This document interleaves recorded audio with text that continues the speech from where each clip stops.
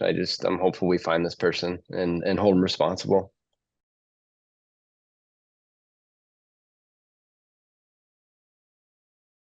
Walk Mhm. through last week. Um, last week from the very beginning, I guess, when we got to the game. So I live in San Antonio. My fiance and I live in San Antonio. Been in Texas since 2009. I was actually up in Dallas for work, just visiting some customers, doing some stuff, and it happened to be coincide with the game going on. And we're big Knights fans. She grew up in Texas. She's a Cowboys fan. I grew up in Las Vegas for 20 years and went to school there.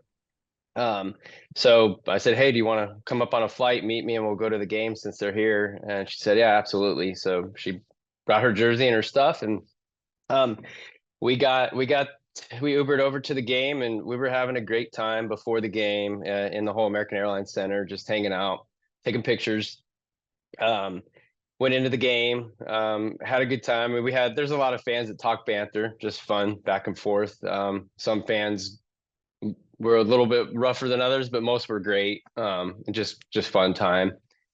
Game was great. As a Knights fan, they won, so we were having a good time. We had Knights fans that were sitting next to us that were season ticket holders, great people. He would high five me when they would score down low and laugh, and we did the same thing. We left the game, and we were going to get an Uber down at the south end of American Airlines Center, but it was a huge crowd, a lot of people leaving, so we decided to kill time and go hang out over at Heroes for a little bit, and then let the crowd die down. We let it die down, and we were having a good time again. We were talking to Dallas fans, Knights fans, everybody hanging out. Everything was fine. We started walking down the stairs at the south end of American Airlines Center, and there was a group of people pretty far back, kind of over by the Dirk Nowitzki statue, the right over there, sitting over there. I think they had beers they were drinking. They were far away, so it was hard to tell, but they started yelling kind of at us, at my fiance and I, just screaming real loud. And I thought it was just normal talk at first, like, whatever, go Stars. And so I had raised my hand and said, "Go Knights," back at him.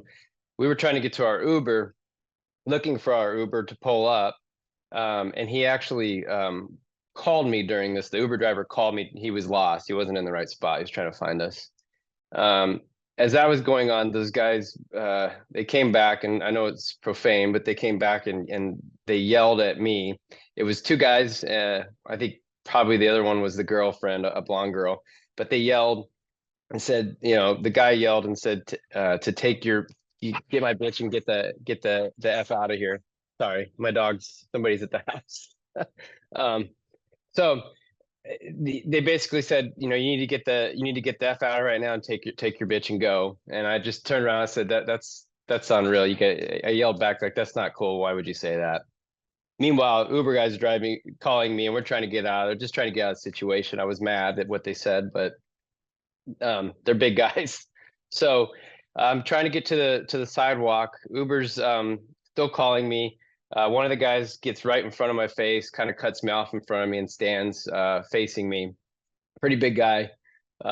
His girlfriend, or the girl that was with him, the blonde haired girl, she was in my face, yelling, screaming, just kind of going back and forth. I didn't remember what they were saying. They were just yelling and star stuff and about the Knights and everything, and about my fiance. My fiance was on the side of me, just trying to find the Uber driver and trying to get out of there. The girl kind of got in her face, waving her arms, and she was still just trying to get out of the situation. I told the guy in front of my face, I said, "Look, you're huge. You would kick. You're gonna win. I don't want to fight you. I don't want to fight. I'm not doing this. It's a hockey game. We're going home." Um, and then as soon as that happened, that's kind of where everything got blurry. That's when I got hit in the side of the face, kind of from behind. Something came from behind and hit me right there, and it obviously it knocked me right to the ground. I hit the concrete. Um, I was out of it for a few seconds, I think, and kind of came to. I was really distraught. There was blood everywhere. I thought all my teeth were knocked out. It hurt. I kept saying that my teeth were knocked out. some Vegas Knights fans came over. One was a paramedic. People were calling 911, and they were holding my head up, trying to keep me calm.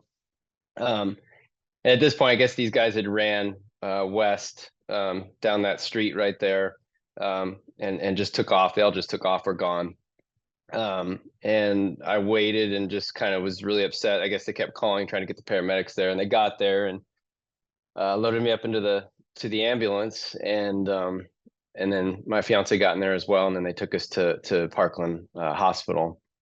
So that's kind of all I remember of it. It was pretty violent. I just got hit out of nowhere. Just came out of nowhere. Nobody was. I mean, people were upset. People were arguing, but I just was shocked that somebody just threw a punch at me. I can only imagine. I'm so sorry that happened to you. Can you Thank you. walk me through your injuries? Yeah. So when I went to Parkland, I spent all day there Thursday. They did a CT scan. I have, and they did more CT scans yesterday, but basically the same thing. I have a fracture in my right orbital right here under the eye. Several broken like fractures in my cheekbone area, all there. The big injury is my upper jaw. Um, is actually completely fractured and separated from my skull right now. So it's floating is what the term they use. So that they confirmed that again yesterday with some more scans.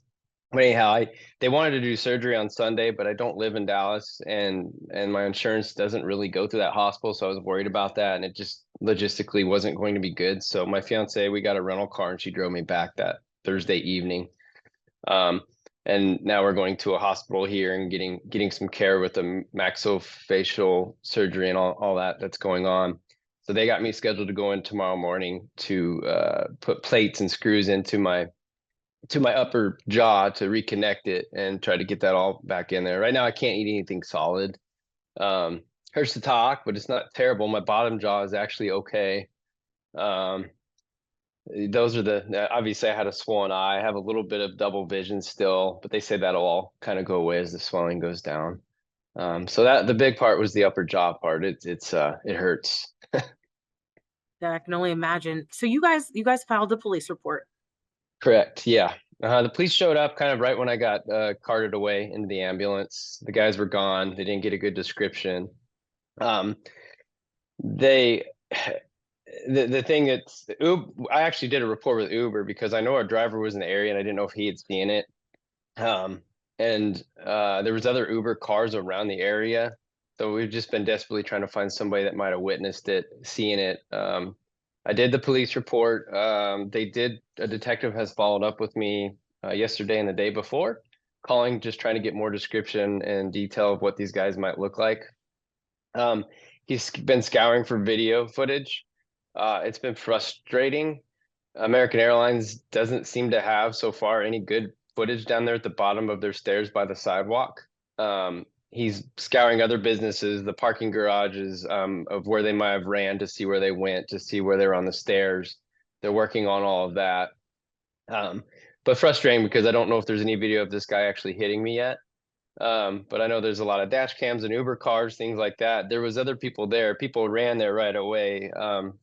I've connected with all the people that kind of rescued and came to my rescue and helped me out. They didn't see it, but they heard the commotion and then were over there. And I just know some descriptions of what they look like, but so far nobody's come forward or a witness or anything like that.